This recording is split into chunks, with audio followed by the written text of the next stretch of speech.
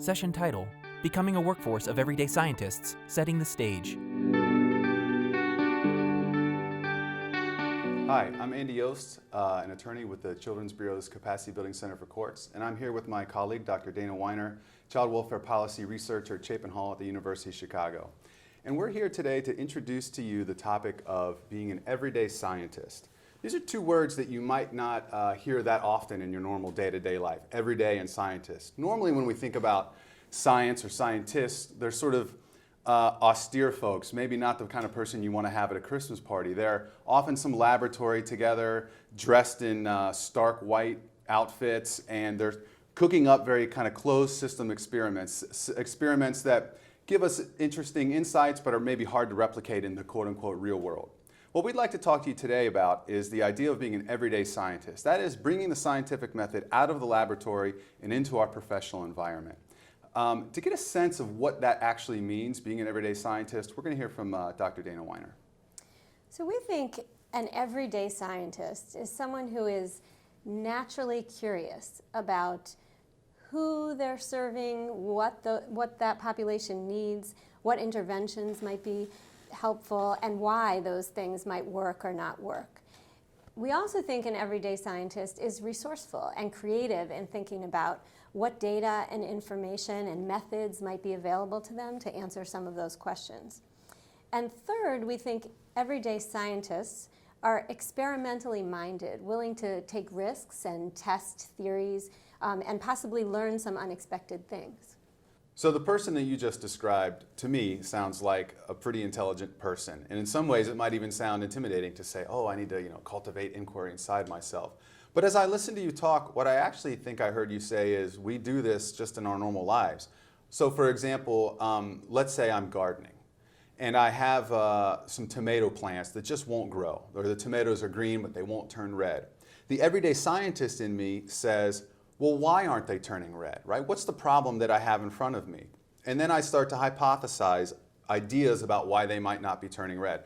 Maybe they're getting too much water. Maybe they're getting too little water. Maybe there's some bugs that are eating them before they have a chance to turn red. The point is that I have a number of theories about what might actually be causing the problem. Those are the first couple steps in a scientific method. Third, I might say to myself, well, I'm going to do something about it, right? I'm going to spray, I won't actually, my tomatoes are going to be delicious, but someone might spray pesticides on their tomatoes, or they might water them more, water them less. In other words, they have an intervention and they see whether or not what they do actually affects the change that they want. And then of course they watch to see whether or not the tomatoes actually turn red. So there's this kind of evaluation of whether or not your intervention actually worked. Exactly. So if this sounds good or interesting, how can people become everyday scientists? And we've talked a lot about this and how people might kind of evolve to be everyday scientists.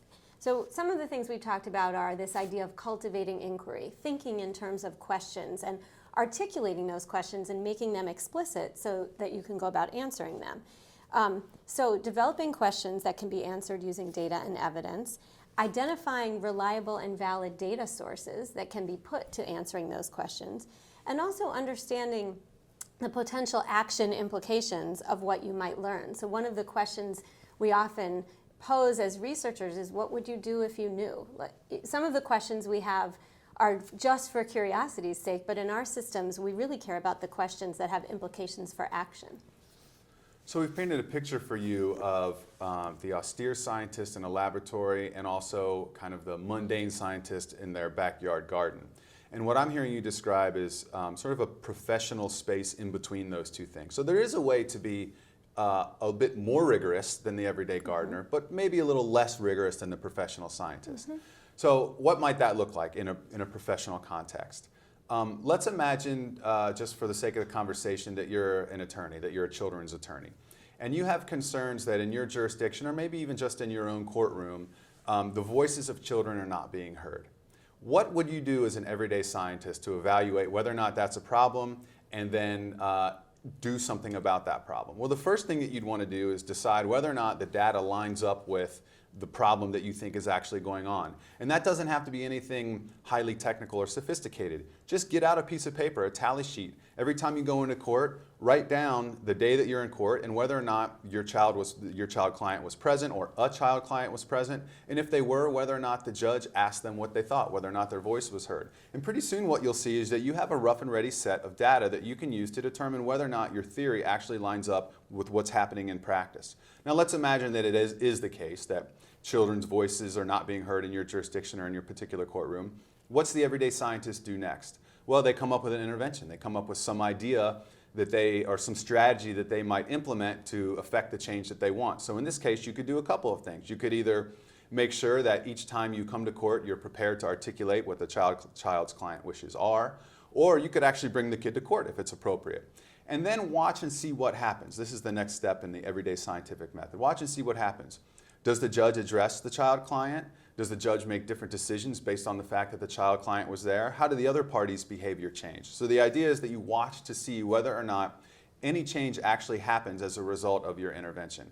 And of course, whether it does or doesn't is going to matter, and you can adapt or tinker with your intervention to try to get the change that you want. But that's just an example of kind of being in between the rigorous sense of science that we normally think of and maybe the looser sense of science that we were thinking of as gardeners. Absolutely. And what Andy's just described is a plan, do, study, act cycle, which is a small test of change that you can incorporate into your everyday work or everyday life.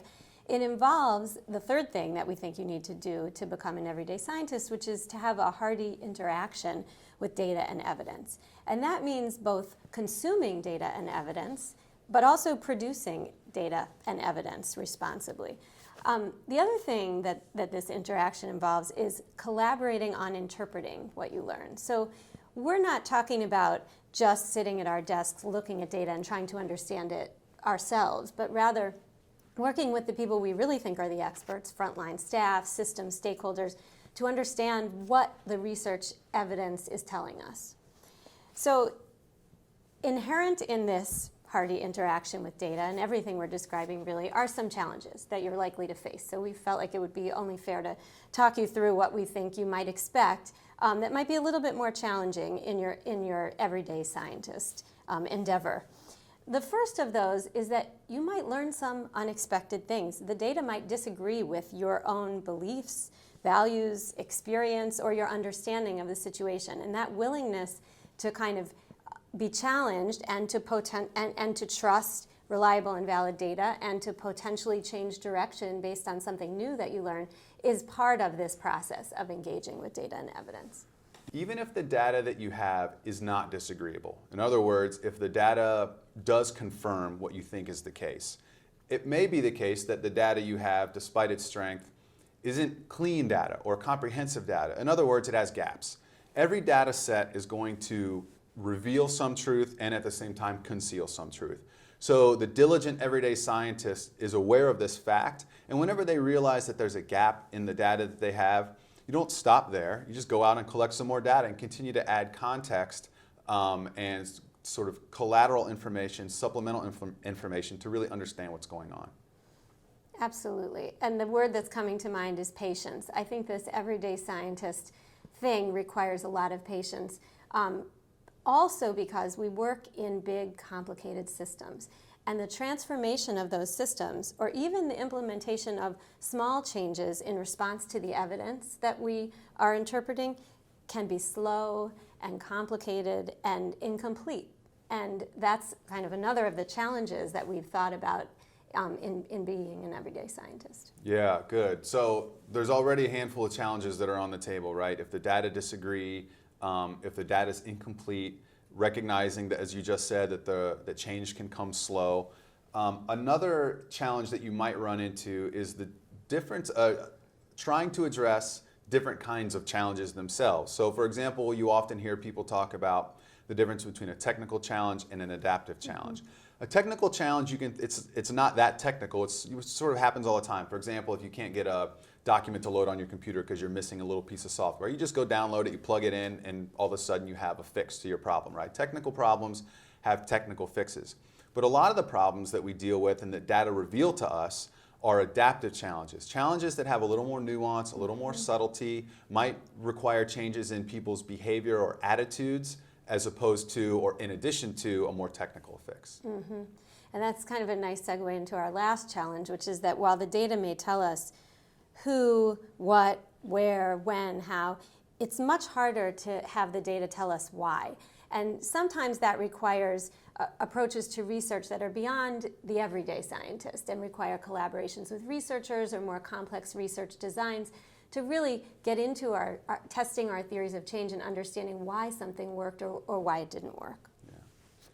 So then to return to our central idea here of being an everyday scientist, it's important to keep in mind that to be an everyday scientist does not mean that you work in isolation. As Dana just said, it actually requires a community of scientific practitioners, or a community of people who are using this method that has a high level of rigor, but also has a high level of accessibility, that anyone can do it and we sort of do it already naturally in our world. So if I were you, I'd be asking myself, okay, this sounds great, now what? And my answer to you would be, go be an everyday scientist. The world itself is your laboratory. You don't need some closed off, controlled environment. Your skills and ability as an everyday scientist allow you to be an agent of change in a very powerful way. Don't underestimate the value of a tally sheet as sort of the shorthand way of saying that. Be curious, ask questions, gather data, make observations, and then do something about it. Implement a strategy. Rally your community around a solution that you've identified based on the research and observations that you've made. And most importantly, use the results or the findings of your experimentation to create the child welfare system that you really envision.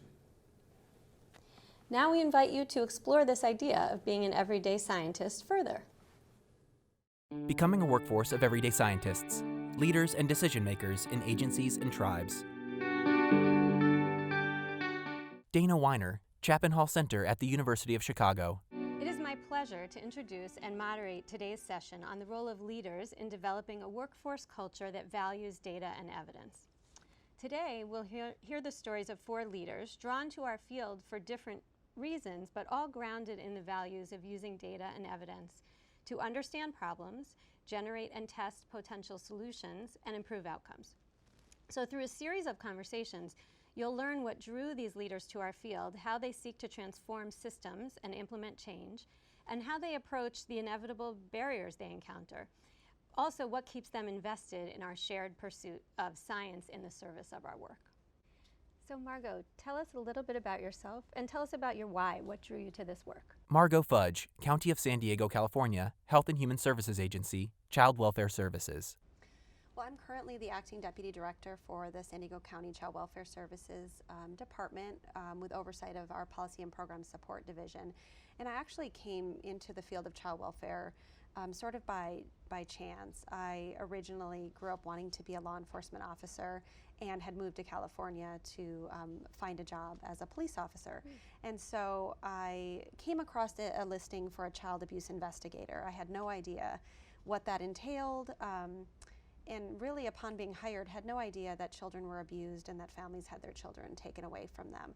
So training was quite heartbreaking as I sat there and learned what this job really is. And I think that helped me develop a passion for the children and the families that we work with. I've really sort of tried to make it my mission to make the system a little bit better each day, whether it's simple things as approving policies that help our children and families or our social workers, or bigger macro issues such as system change. But I really am passionate about the work that we do. Wonderful. So as a leader, what has been your role in helping to create the shift in perspective, facilitating kind of the aha moments that drive a hunger for data in the field? So I think engaging all levels of staff is really, really important for any sort of system change and generating an interest around something. And so what I've told people as I've gone into more training of staff is that social work is a field where you really have to use your head, heart, and guts to make a difference.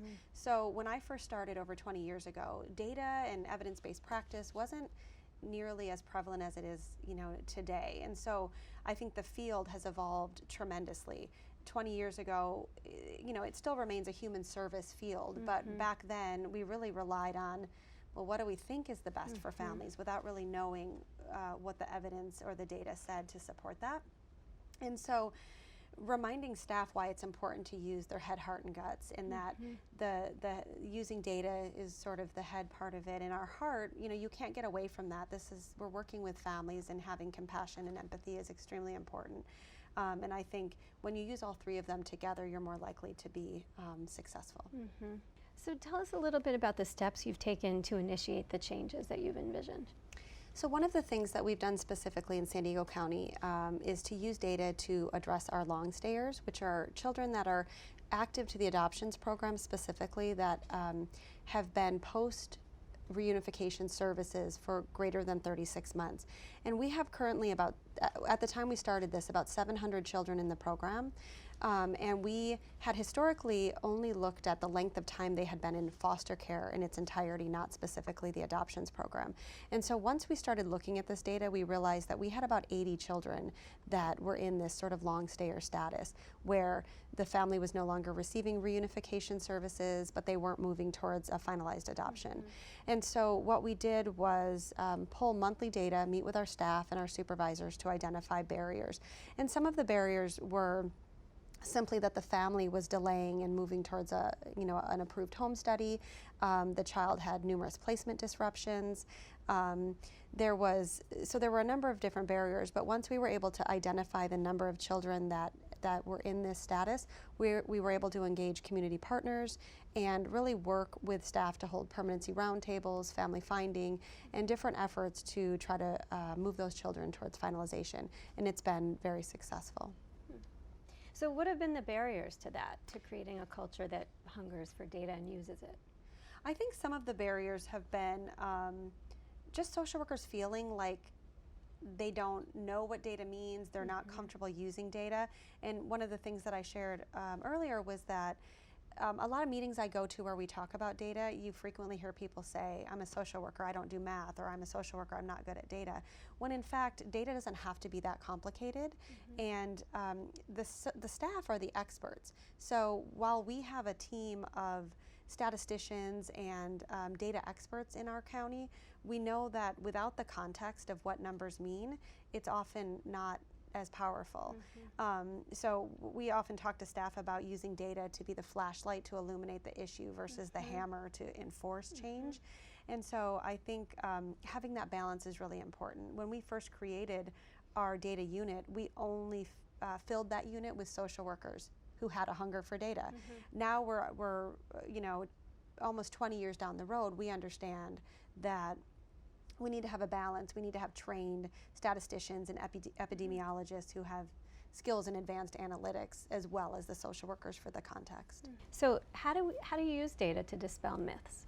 I think that's a great question, and I think data can be used in many different ways to tell the story of what we do in child welfare. I think child welfare can be a system that is oftentimes misunderstood. It's very complex, and what we've seen and what we've heard is that at times there's an impression by the community that a child welfare organization's sole purpose is to disrupt families, to take children away from their parents. And when we're able to use data to speak to that, oftentimes you can see where the numbers really are. And so in our county, we receive upwards of 40,000 calls annually to our child abuse hotline, which represents over 70,000 children. And then of that number, when you look at how many are actually placed in protective custody, the number is much lower, under 1,500, I believe. And so when you're looking at the data, you're able to see that what is believed isn't actually accurate. And so I think using data gives us a great opportunity to share our story. Well, thank you so much for sharing your story with us. Thank you. So Melinda, tell us a little bit about yourself and about your why. What drew you to this work? Melinda Fuller Mahar, Capacity Building Center for States. Well, I'm a foster parent. I have worked in community nonprofit and cross-organizational collaboratives for most of my career. And I think that really has brought me to this place. And one of the ways that I've wanted to give back to the community really happened in 2002 when I became a foster parent. For me, that was, without a doubt, the hardest thing I've ever done, and the best thing I've ever done in equal measure. Both of those things are true. And for me, in doing this work, I think it is the work not just with the kiddos that come into care, but with their families and their extended families that really lights me up, that I really have a passion for. So that's my why. That's great. So as a leader, what has been your role in helping to create a shift in perspective or facilitate the kind of aha moments that drive a hunger for data? Well, 2 years after I became a foster parent, I began teaching the licensing classes for prospective foster parents. And I've always felt that it's important that folks who are thinking about fostering really can hear from somebody with lived experience, hopefully lots of people with lived experience, about what fostering really means. And the opportunities for aha moments in that teaching are immense. And I think that there are times that those stories and those aha moments really lead some folks to say, this is not for me. And other times they lead folks to say, this is exactly what I want to be doing. And from my perspective, both of those outcomes are successful. You need to be well informed about what it is that you're going to be doing. And I think really understanding foster care and child welfare and what it means to bring a child and their family into your life is important if you're going to do this well. So what steps have you taken to initiate the change that you envision for the system?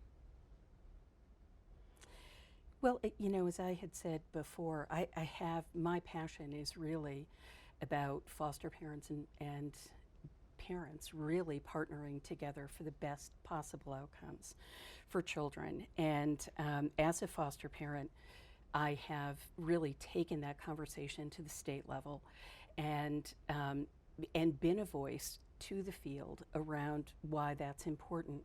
And in doing that, I think I've also gotten some other parents to really do the same thing, which has been wonderful, and to really contribute their voice to the field. And I think it's critically important. I think for me as well, I've then had an opportunity to take that onto the national level and be able to do some subject matter expert work in that way. And I think through all of those things, the strategies that I've used have really come from stories, and those stories that I've been living for the last 17 years. And the stories are important, and I think when I tell them, it's important to tell the whole story, the beginning, the middle, the end, the messy as well as the positive. Because I think people need to know this is what success looks like. It isn't easy. It certainly can be messy, but here's what the outcome looks like. And I think in doing that, I'm also able to kind of sneak in some data or this idea that collecting data comes from a bunch of different places, including stories, and that qualitative data, which kind of answers the question, what does it look like? What does success look like? Is an important one. And I think for me, that's probably the place I spend the most time is with the stories.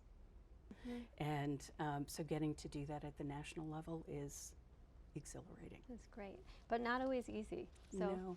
tell us a little bit about the barriers to creating a culture that hungers for data and uses information to make decisions.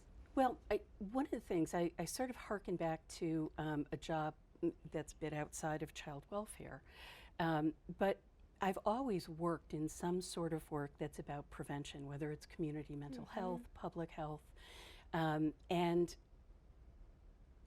people can really get stopped by this idea of, but how do we measure what doesn't happen?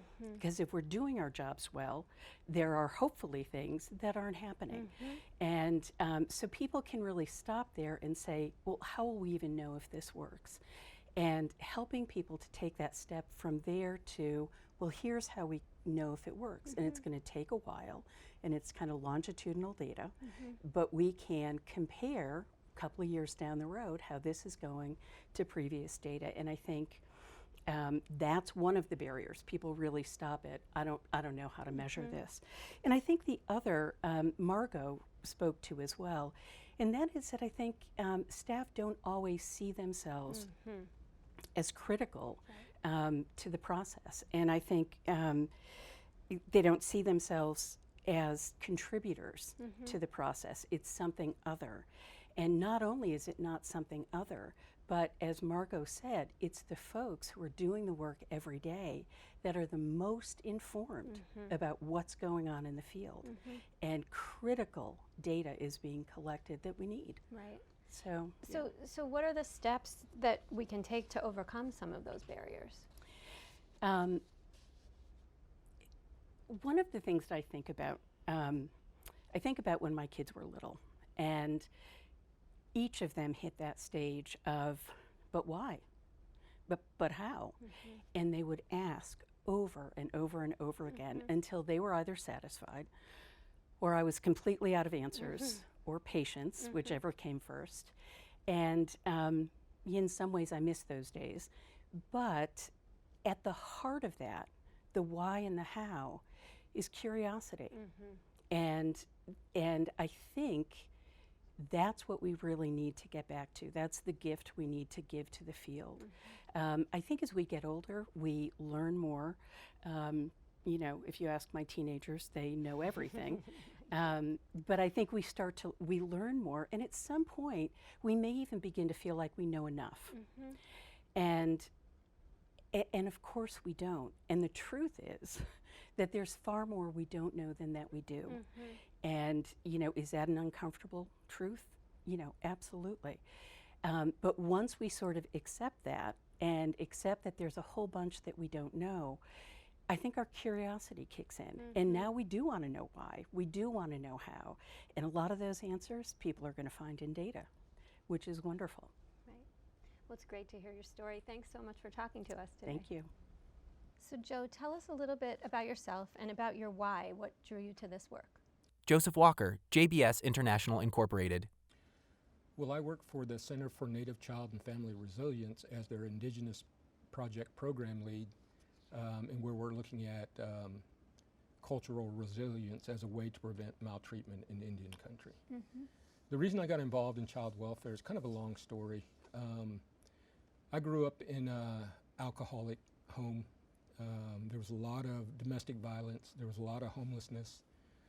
And eventually, you know, I was able to go to high school and finished high school. Went into the military about a week after high school. Finished that, came back, went to school, got my criminal justice degree, and became a criminal investigator. And I was a criminal investigator in Oklahoma City for a number of years. And eventually wound up in North Dakota, where I became a CPS investigator. And so that kind of changed my whole perspective on children and families at that time. And it still does when I think back about the cases that I had. Because it made me realize that a lot of the cases or the children that I was working with at that time mirrored exactly the same thing that I was going through at their age. So that really changed my overall look at children and families. And so I've been involved in child welfare either through program evaluation or directly like providing technical assistance to child welfare programs ever since then. And so that was really a big change for me. So as a leader, what has been your role in helping to create this shift in perspective, facilitating kind of the aha moments that drive a hunger for data? Well, it kind of came by accident. I remember at one point in time, I was a program evaluator for a number of grant projects, most of them involving child welfare in some form or fashion. And so for one tribal child welfare program, I had conducted multiple program evaluations for that agency, various grants that they had. And so I remember one day sitting in my office kind of feeling sorry for myself because I was starting to think, well, what I'm doing is not working because I keep seeing the same organizational challenges from year to year. And it wasn't too long after that I got a call from one of the workers within that agency, and she asked me to do some analysis and prepare a PowerPoint presentation for them to present the results to their tribal council. And what was going on is that she had created a survey on her own with somebody from the community. And within this community, they had cluster housing. And the cluster housing had anywhere from 15 to 20 houses within each one of those areas. And they were about 10 miles from all the services. So if you didn't have an automobile to get to your child welfare appointments, to your unemployment visits, you would somewhat be doomed, because you would miss those appointments, and generally your unemployment would stop, and whatever you had been doing with the child welfare agency, that would come back to negatively impact you. And so anyway, she asked, they had developed that survey, they administered that survey, I did the analysis for them, and then I created the PowerPoint and helped them present the information to the tribal council, and the result was that they got a van from the tribe and a fuel card to allow the residents in that cluster housing area to make their appointments on time.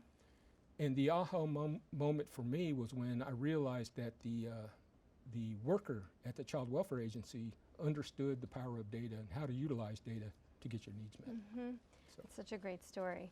So what steps have you taken to initiate the changes that you envision for the child welfare system or for families? Just trying to be as clear as I possibly can be whenever I'm out meeting with them, because I sat there thinking about that experience I told you about a few minutes ago, and why it took so long, because it was numerous years before she actually was able to see the power of data and how to collect that. It took me a while to discover that, well, maybe I wasn't being as clear as I should be. Maybe everybody wasn't on the same page. I had to make sure that program leadership understood exactly what everybody was doing and what their role consisted of in that.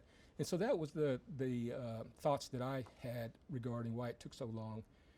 And so that's what I started doing, and I still do that today with everything, not only program evaluation, but every time I go out and meet with program staff or even families. Sometimes I'll do community meetings. I just make sure that I'm as transparent as possible and that everybody's on the same page. So what have been the barriers to creating and supporting a culture that hungers for data? Well, I think I talked a little bit about that earlier in one of my presentations, and that is usually the child welfare program staff are overwhelmed. They have multiple roles that they're responsible for. Sometimes there's not enough staff, not enough funding to hire additional staff. And there may be something as simple as the staff feeling like, well, if you conduct an evaluation, if you start gathering data, is it going to paint me in a bad light? You know, and so do I really want to answer those kind of questions? And so you just try to overcome that to make sure that everybody's comfortable. So what do you think would change the story and create kind of the aha moments for others around valuing data? I think it's as simple as everyone understanding how the power of data and how it can help you. How it can help you personally, how it can help you in your job, how it can help you make appropriate changes for your child welfare agency. I think as long as everybody understands that, then it'll turn out for the better for their agency. Well, it's great to hear your story. Thank you so much for sharing it with us today. Thank you. So Gerry, tell us a little bit about yourself and about your why. What drew you to this work? Gerry Bruce, Georgia Supreme Court Committee on Justice for Children. Okay, I'm Gerry Bruce. I'm the Court Improvement Program Director for the state of Georgia. Before that, I was a juvenile court judge, and a long time ago, I was a prosecutor in a small rural county, several small rural counties in North Georgia. And I had to cover all the jurisdictions that we practiced in front of, including juvenile court. A lot of prosecutors don't like to go to juvenile court because it's not the sort of classy stuff that you see in adult criminal court, jury trials and flamboyant crimes and things like that. But I noticed very quickly something about juvenile court, which was that rather than just being a sort of conveyor belt of defendants over and over and over again, that there was actually a real potential for change. And I realized two important things. One, that people have a really remarkable capacity to change. Sometimes they need help changing, and that we have a remarkable capacity to help people change. And so I left the district attorney's office to become Special Assistant Attorney General representing our state child welfare agency, because I saw juvenile court as a place where we could really help people to change. And so that's my constant motivation, is that we have the ability to help people change. We can help people change, and we do. So as a leader, talk a little bit about your role in helping to create kind of the shift in perspective, facilitating the aha moments that drive a hunger for data. So the way it works in Georgia is that our agency actually has no authority whatsoever. We just have we have responsibility, but we have no authority. So I see my job as trying to raise awareness about issues and building personal relationships so that there's a trust with the person giving the information, and then working on solutions to those issues. So one of the ways that I try and work these solutions out is by saying the same thing over and over and over again to people in different contexts. And one of those things, I'll give you an example. So it looked like from our data, and we do a lot of data work in Georgia, we're very heavily dependent on data. It looked like from our data that we were overusing terminations of parental rights because we were putting kids into termination situations and then not getting them to permanency afterwards, which made us question the rationale. So why are we terminating parental rights if we're not getting kids to permanency afterwards? And I realized a couple of things. The first was that we don't really, there's a statutory prioritization for reunification, but we don't really like reunification. I've done a lot of adoption day celebrations, and it's really good. I'm adopted, so I'm a big fan of adoption. I think it's a great thing.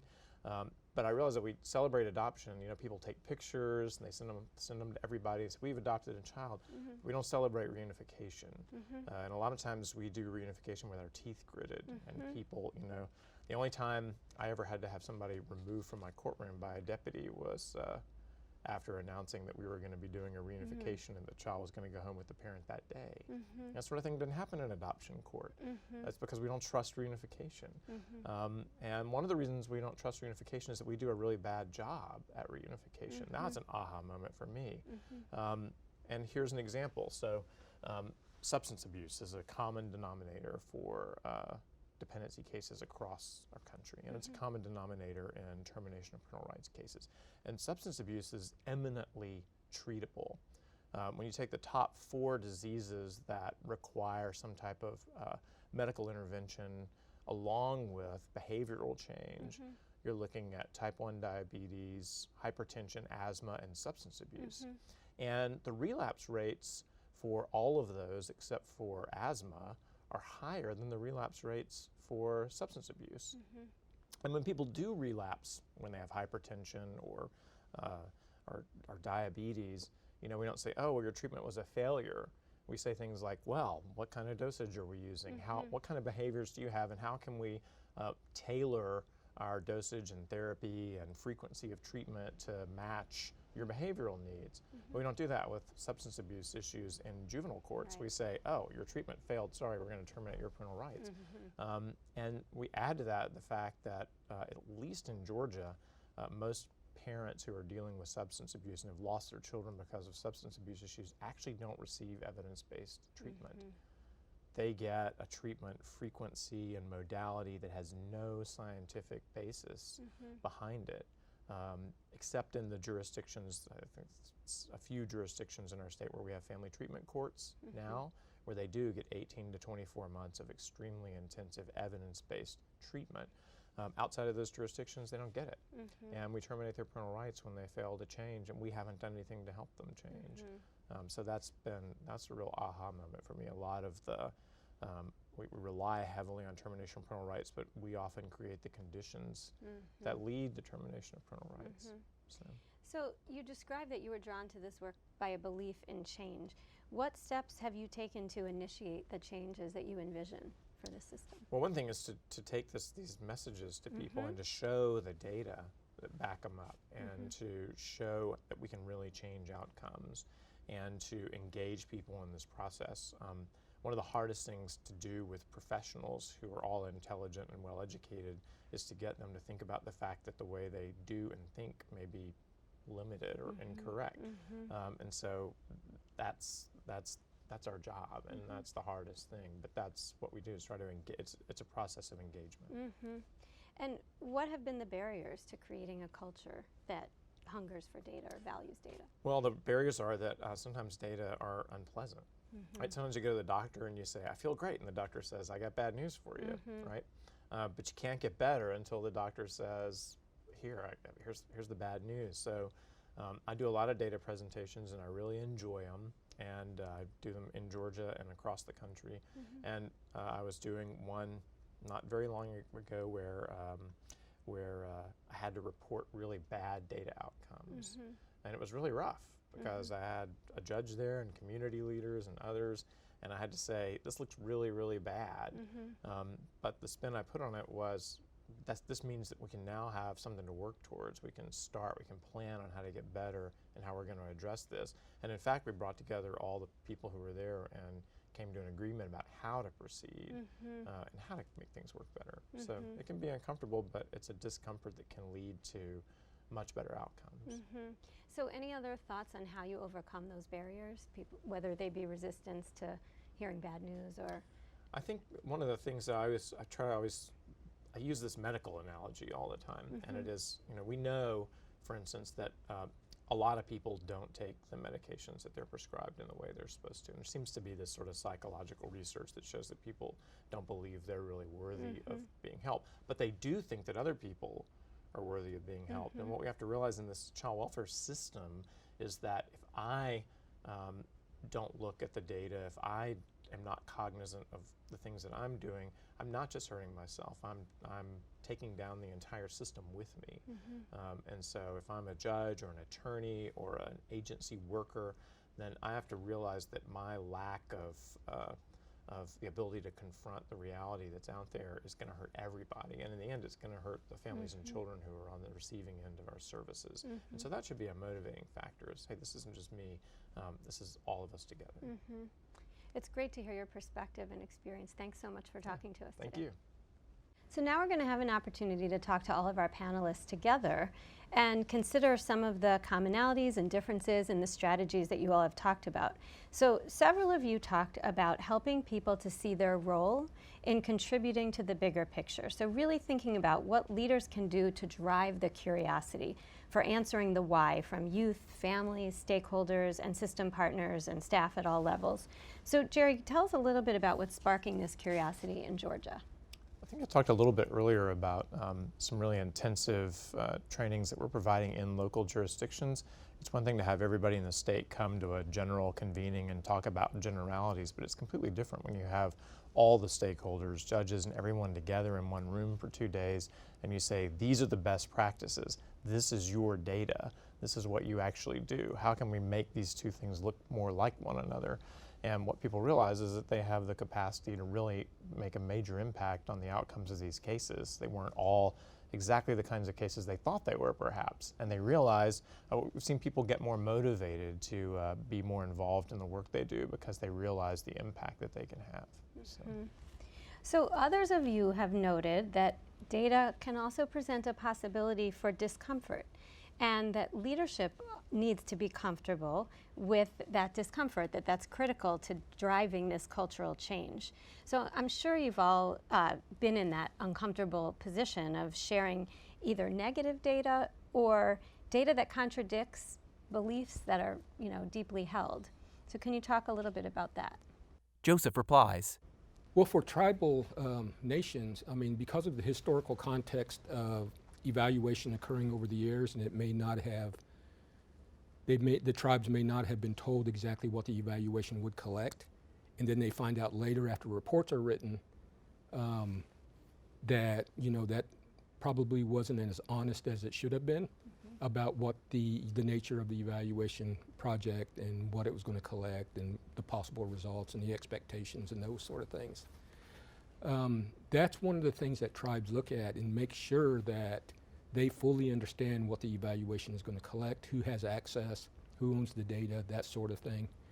It's even to a point right now through the center where I work, where our teaming agreement talks about data management, and it talks about it in a way that they almost tell us exactly what they want their evaluation to look like and what the results should look like, or the expected results, and we'll develop an evaluation based upon their wishes, where it didn't used to be like that, but it is now. It's starting to turn in that direction.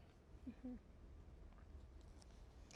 You all have such a depth of child welfare experience from different perspectives, and we want to bring these voices together to talk about how and where to begin shifting the culture. So Margo, let's start with you. You talked about the data sessions that you have with staff and how you use data to dispel myths about child protective services. What do you believe has been the key to these strategies being effective for you? Well, I think in order to make anything effective, you have to first get buy-in. And so the data sessions with staff involve bringing people together to make sure that we're actually entering data into a system that can then capture it and provide reports. That's our first step to be able to tell how we're doing. And so I think for us, really involving all levels of staff, creating that environment, and then helping them understand the purpose. I think as leaders, I mentioned this earlier, the further you get away from the practice, it's harder to understand the barriers. And so you really need to have line level staff that can help you and give context to what the data is that you're looking at. Mm-hmm. So how about you, Melinda? What in your experience has been key to the effectiveness of the strategies you talked to us about? Well, I think for me, whether I've been working with child welfare professionals or foster parents or families, it really has come down to giving people permission to sort of say that they don't know what they don't know, mm-hmm. And also giving people permission and honoring the fact that they have a lot to learn. And they have a lot to teach. Mm-hmm. I have yet to meet anyone that hasn't taught me a lesson. Mm-hmm. And sometimes I didn't even know I needed that particular mm-hmm. lesson. But I think that is really important.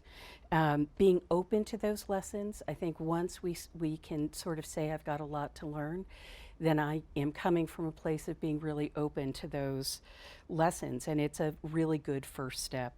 And I think once you open that door, then things like data and evidence-based practice and evidence-based policy, all of those things start to make sense because it's about what we all need to learn together. Mm-hmm. So Joe, same question for you. Tell us a little bit about what's contributed to the effectiveness of your strategy. I think it's been the transparent nature of our work with tribes, that they understand everything that we're going to do, that they understand the expectations of the evaluation or the research or whatever it happens to be. I think it's the realization by frontline staff that they can be as honest as they possibly can be to talk about the positive and negatives of the, about what's occurring with their child welfare program. So I think overall, it's just the transparency of what's going on and what's going to happen. And Gerry, what about you? What are things that have been critical to the success of the strategies you talked about? It's related to the things I talked about earlier. It's giving people the tools to understand that they can really make change. And I'll give one quick example is that we've always prided ourselves on being a state that prioritizes kinship placements and continuing family connections. But data repeatedly showed us that more kids aged out of care every year than went into permanent guardianship, which is the permanent placement that actually keeps those types of things alive. And we began just to point this out again and again and again, not in a sort of threatening bad way, but to say, look, here's a way that we can preserve these connections that we say are so important. And what's preventing us from doing this? It turns out that our state child welfare agency had a policy that actually prohibited them from agreeing to do these things. We got rid of that policy, and now for the first time ever, our permanent guardianships are outstripping our kids aging out of care. So, and that's a really great outcome, and people can feel good about that. So that's a way to get people engaged. Wow. Okay, so let's dig a little bit more into understanding how we know that the strategies we're using to change the culture are working. So Joe, in your work with tribes, what have been some of the early indicators that you've seen, those incremental changes that help drive the culture for seeing data as a tool? and a support for long-term I sustainable think change. a lot of it has to do with, conducting a lot of program evaluations with the various tribal projects that we had at that time. Talking about the same thing over and over again, essentially just hammering the need for data and what data can do for you and those sorts of things. And so that led into the ease of developing what we called a cultural subcommittee that reviewed all of the questionnaires that we utilized to collect information from the various projects. There was also one of the indicators was the ease in which people stepped up from the staff in those tribal projects to become local evaluators in their communities. So there's probably a lot of different things that I'm just not seeing, but those are a couple of the most important aspects of that. So how about you, Melinda? What have been some of the incremental changes that you've seen that are shifting the culture towards seeing data as tools to support family outcomes? Well, I did some work with the state that was really wanting to focus on building, creating foster parent relationships, really having them work in partnership, kind of right up my alley.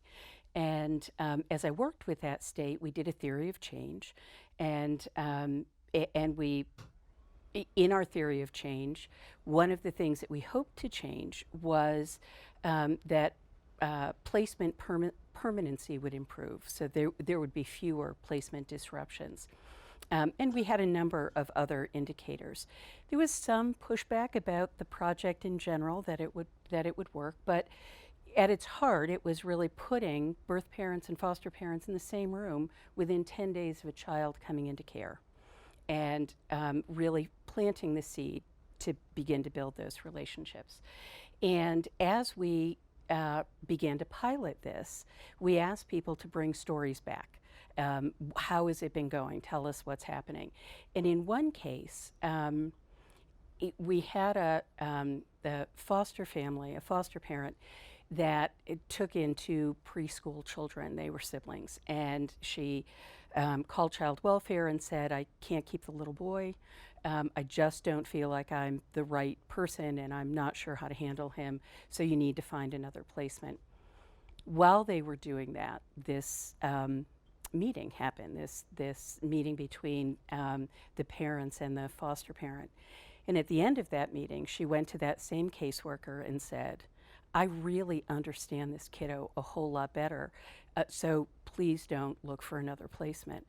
And what we were able to talk about in that group was, so we're not going to know if this is a real outcome across the state, but what we can say is here is a great example of one child whose placement was not disrupted because the parent and the foster parent really worked together.